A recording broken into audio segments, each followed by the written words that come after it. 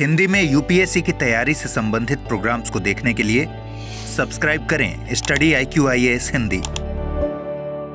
Hello दोस्तों, स्वागत है आप सबका स्टडी IQ-IAS हिंदी पे। मैं ललिता दहिया। दोस्तों, आज से हम एक नई सीरीज की शुरुआत करने जा रहे हैं आपकी मुख्य परीक्षा को ध्यान में रखते हुए, या जो बच्चे अगले साल मुख्य परीक्षा को अपना टारगेट बनाए हैं उन बच्चों के लिए भी ये जो सीरीज है ये काफी ज्यादा महत्वपूर्ण होने वाली है। डेली हम एक question, to the point question उठाएंगे, उसकी डिमांड को समझेंगे और उसका पूरा मॉडल आंसर मैं डिस्कस करूंगी आप लोगों के सामने।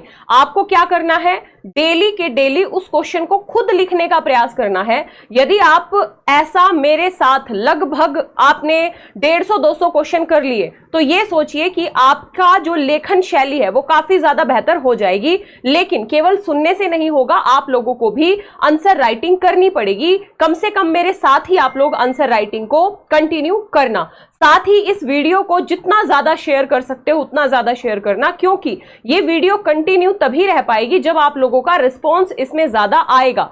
ध्यान रखिएगा, काफी मेहनत की जा रही है इस पूरे के पूरे प्रोग्राम में, तो आप लोगों का समर्थन भी अपेक्षित है। तो चलिए देर ना करते हुए परिचर्चा की शुरुआत करते हैं। और आज हम पहला क्वेश्चन उठाएंगे, हमारा 2023 में पूछा गया क्वेश्चन है। ध्यान रखिएगा, यूपीएससी 2023 में मेंस में ये क्वेश्चन पूछा गया। क्वेश्चन है, भारत का संविधान एक जीवंत साधन है जिसमें अत्यधिक गतिशीलता की क्षमता है। यानी जो भारत का संविधान है वो एक जीवंत साधन, जीवंत साधन होने का मतलब क्या है कि एक ऐसा आधार नहीं है भारत का संविधान जिसके दरवाजे बंद हो, बल्कि संविधान एक ऐसा आधार देता है जो समय, काल और परिस्थिति के अनुसार परिवर्तित होने की क्षमता रखता है।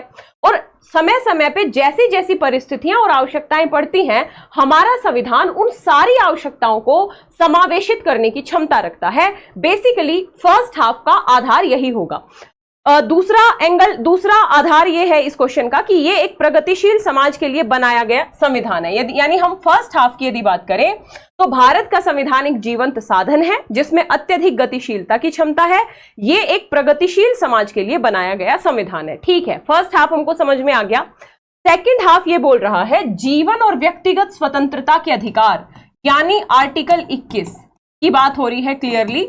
जीवन और व्यक्तिगत स्वतंत्रता के अधिकार के विस्तारित क्षितिज के विशेष संदर्भ के साथ इसे स्पष्ट करें।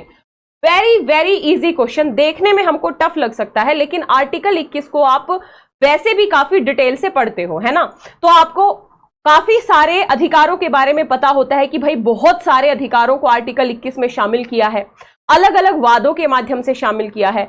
इसीलिए इस आंसर में आपको कम से कम 3-4 वादों का जिक्र जरूर करना होगा अपने आंसर को ऑथेंटिक बनाने के लिए, इंपैक्टफुल बनाने के लिए। ठीक है, ध्यान रखिएगा। तो सबसे पहले हम यदि इसकी भूमिका की बात करें तो भूमिका में हम पहले हाफ को, जो फर्स्ट हाफ है, उसको हम बताने का प्रयास करेंगे कि भाई भारत का संविधान निश्चित तौर पे एक जीवंत दस्तावेज है जो राष्ट्र की आवश्यकताओं के हिसाब से ढलता है ना। और अलग अलग समय पे जनहित याचिकाओं ने भी हमारे संविधान की गतिशीलता में समय, काल, परिस्थितियों के अनुसार अलग अलग आवश्यकताओं को पूरा करने में महत्वपूर्ण भूमिका निभाई है। इसकी गतिविधियों ने, यानी जो हमारा संविधान है उसकी गतिविधियों ने मौलिक अधिकारों को व्यापक बनाया है निश्चित तौर पे, और हाशिए पर खड़े हुए जो समूह हैं उनके जीवन को बेहतर बनाने का प्रयास किया है समय समय पे। तो इस संदर्भ में हम ये कह सकते हैं कि हमारा जो संविधान है वो निश्चित तौर पे एक गतिशील संविधान है। उदाहरण के तौर पे अब हम बता सकते हैं कि जैसे आर्टिकल 21 में जीवन और व्यक्तिगत स्वतंत्रता का जिक्र किया है, लेकिन हमारा संविधान जो पहले आर्टिकल 21 के तहत केवल जीवन और व्यक्तिगत स्वतंत्रता का जिक्र था वहीं तक सीमित नहीं है, बल्कि समय के साथ साथ अलग अलग वादों के माध्यम से इस आर्टिकल 21 का विस्तार किया गया। देखिए, अब हम बता रहे हैं क्योंकि फर्स्ट पार्ट हमने भूमिका में कवर कर दिया। बेसिकली ये फर्स्ट पार्ट पे है भी नहीं क्वेश्चन। अब इसकी यदि मैं बात करूं इस क्वेश्चन की डिमांड की, तो भाई आपके पास फर्स्ट हाफ में और क्या लिख दोगे आप, है ना, जनहित याचिकाओं का जिक्र कर दोगे, फंडामेंटल राइट के विस्तार का जिक्र कर दोगे, है ना। इसके साथ ही हम बात कर सकते हैं कि जो वंचित तबके हैं उनके कल्याण के लिए समय समय पे बहुत सारे जो वादों के आधार पे बहुत सारे फैसले आए, जिन फैसलों ने जो वंचित तबकों के जीवन को बेहतर बनाने का प्रयास किया, यही तो लिख सकते हैं। बेसिकली इस क्वेश्चन की असली डिमांड है सेकंड हाफ पे। यानी आर्टिकल 21 के संदर्भ में हमें ऊपर वाली टिप्पणी को स्पष्ट करना है कि आप स्पष्ट करो आर्टिकल 21 के अलग अलग वादों के संदर्भ में कि कैसे ये जो ऊपर वाली लाइन है, जीवंत दस्तावेज के आधार को आर्टिकल 21 ने सुस्पष्ट करने का प्रयास किया।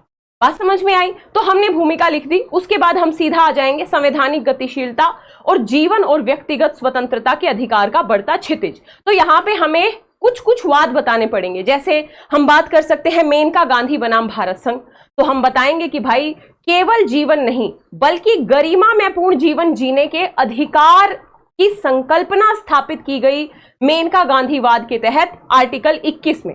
और यहां पे आर्टिकल 14, आर्टिकल 19 और आर्टिकल 21 इन तीनों के मध्य जो कोऑर्डिनेशन है, इन तीनों के मध्य समन्वय का सिद्धांत दिया गया इस मेनका गांधी वाद के तहत। ध्यान रखिएगा। तो आपको गरिमा में पूर्ण जीवन जीने के अधिकार की बात करनी पड़ेगी। भाई समय के साथ हमारा संविधान गतिशील है, जीवंत है, इसलिए तो हमने नए आयाम को आर्टिकल 21 में जोड़ा। ठीक है जी। दूसरी बात हम कर सकते हैं आजीविका के अधिकार को, है ना। ओल्गा टेलिस बनाम बॉम्बे म्यूनिसिपल कॉर्पोरेशन का मामला है। ओल्गा टेलिस मामला भी बोल सकते हो इसको आप। ध्यान रखिएगा, इतना पूरा ना भी याद रहे तो सीधा लिखिए ओल्गा टेलिस मामला। तो इस मामले में क्या किया गया? आजीविका के अधिकार को आर्टिकल 21 के तहत व्यक्तिगत और जीवन की स्वतंत्रता के तहत शामिल किया गया। इसी के तहत फिर हम बात कर सकते हैं हेल्थ, स्वास्थ्य का अधिकार। तो स्वास्थ्य का अधिकार भी आर्टिकल 21 के तहत व्यक्तिगत और गरिमा में पूर्ण जीवन की स्वतंत्रता का आयाम है, यानी इसको विस्तारित किया गया और यह कहा गया कि जीवन के अधिकार का मतलब केवल किसी भी तरीके से जीना नहीं है, बल्कि जीवन को बेहतर बनाने के लिए जितने जितने अधिकारों की जरूरत है वो सारे अधिकार नागरिकों को मिलने चाहिए। तो स्वास्थ्य के अधिकार की बात की गई। स्वच्छ पर्यावरण का अधिकार दिया गया। ध्यान रखिएगा, एमसी मेहता मामला।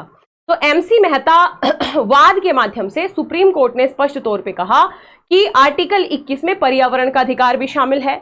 आश्रय के अधिकार की बात की गई। ध्यान रखिएगा, और यह कहा बुनियादी मानवीय आवश्यकताओं को मान्यता देने में संविधान के विकास को प्रदर्शित किया आश्रय का अधिकार देके, यानी आश्रय जीवन के अधिकार का अभिन्न अंग है। इसके साथ निजता का अधिकार। तो पुट्टा स्वामी वाद में स्पष्ट तौर पे कहा कि आर्टिकल 21 में व्यक्ति की निजता के अधिकार का भी संरक्षण होना चाहिए। साथ ही बंधुआ मजदूरी के विरुद्ध अधिकार, ये एक मामला आया था बंधुआ मुक्ति मोर्चा बनाम भारत संघ। यहां पे ये निर्णय दिया था कि जो भी पुरानी और अमानवीय प्रथाएं हैं जो बंधुआ मजदूरी को बढ़ावा दे रही हैं, इस तरीके की प्रथाएं खत्म होनी चाहिए, क्योंकि ये आर्टिकल 21 का उल्लंघन है। और बंधुआ मजदूरी के विरुद्ध अधिकार को भी आर्टिकल 21 के तहत एक अभिन्न अधिकार के तौर पे प्रस्तुत किया गया।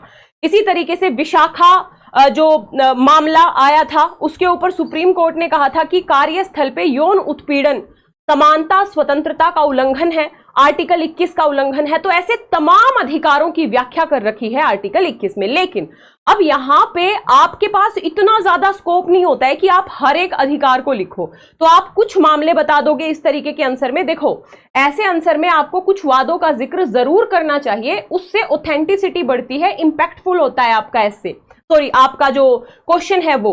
तो इसलिए जरूरी है आपको 5-6 वाद याद हो, उसके संदर्भ में आप कुछ अधिकारों का जिक्र कर दो और लास्ट में आके बताओगे कि केवल इतना ही नहीं बल्कि अन्य विदेश जाने का अधिकार है, हथकड़ी लगाने के विरुद्ध अधिकार है ना, ध्वनि प्रदूषण के विरुद्ध अधिकार है। इसके अलावा शिक्षा का अधिकार, सबसे पहले मोहिनी जैन वाद आया था, उन्नी कृष्ण मामला आया था। ये सारी बातें आप पढ़ोगे आर्टिकल 21 में। एक बात और बता दूं, ये क्लास उन बच्चों के लिए ज्यादा बेनिफिशियल होगी जिन्होंने अपना बेसिक कम से कम कवर किया हुआ है।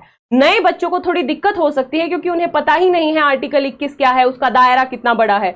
तो इसलिए ये मैंने मुख्य परीक्षा के हिसाब से शुरू की है, और मुख्य परीक्षा का मतलब ही है मैं ये मान के चल रही हूं कि आपने बेसिक पढ़ा हुआ है। ठीक है, ध्यान रखिएगा। तो इस तरीके से हम इस आंसर को समअप कर देंगे। भोजन का अधिकार मिला है, और ब्रैकेट में हम 5-6 अधिकारों का और जिक्र करते हुए फाइनली बता देंगे कि आर्टिकल 21 के दायरे का निरंतर विस्तार हो रहा है, जो भारत के संविधान के गतिशील चरित्र का उदाहरण है। भाई ये गतिशील है हमारा संविधान, तभी तो आर्टिकल 21 का लगातार विस्तार हो रहा है, ध्यान रखिएगा।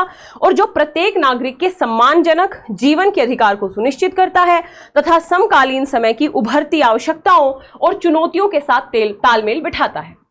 तो एक मॉडल आंसर आपके सामने है ना, ध्यान रखिएगा। यदि मैं इसके खाके की बात करूं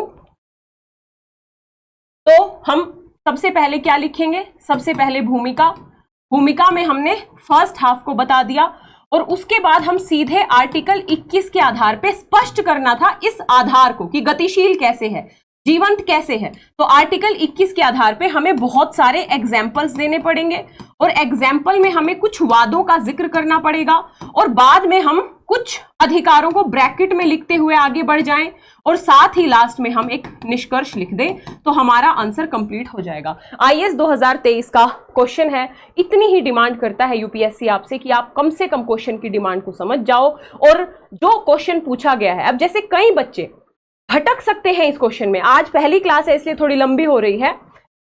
जैसे ये बोला है ना संविधान एक जीवंत साधन है, तो हो सकता है आर्टिकल 368 पे चले जाएं, वो संविधान संशोधन करने की प्रक्रिया पे चले जाएं, जबकि आर्टिकल 368 पे क्वेश्चन है ही नहीं। ये क्वेश्चन सीधा आर्टिकल 21 से अटैच करके हमें करना है कवर। तो वेरी वेरी इजी क्वेश्चन, ये आज हमारा पहला क्वेश्चन था। आशा करती हूं समझ में आया होगा, आपको एक विजन मिला होगा कि हाँ हम क्वेश्चन की डिमांड को समझ रहे हैं, भूमिका कैसे लिखनी है, मेन पॉइंट कैसे लिखने हैं, निष्कर्ष कैसे लिखना है। बिल्कुल सिंपली जो पूछा गया है वही लिख के आ जाओ, नंबर बहुत आराम से मिलेंगे। तो डेली हमारी मंडे टू फ्राइडे ये क्लास होगी दोस्तों, डेली एक क्वेश्चन आप लोगों को इसका मिलेगा।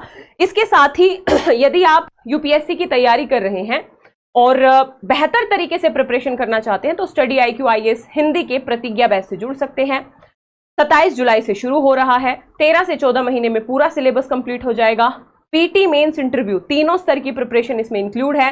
देर किस बात की, फटाफट जाइए स्टडी IQ की ऐप या वेबसाइट, इस वीडियो के डिस्क्रिप्शन बॉक्स में एक लिंक दिया होगा, उस लिंक पे जाना है।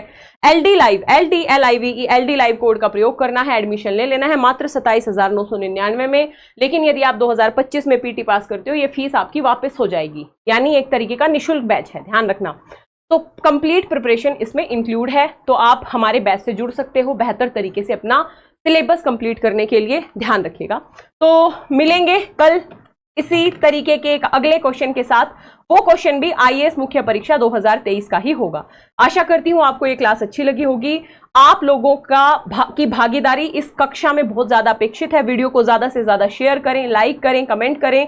मिलेंगे इसी तरीके के अगले क्वेश्चन में, तब तक के लिए thank you so much. Hindi में यूपीएससी की तैयारी से संबंधित प्रोग्राम्स को देखने के लिए सब्सक्राइब करें स्टडी IQ IAS हिंदी।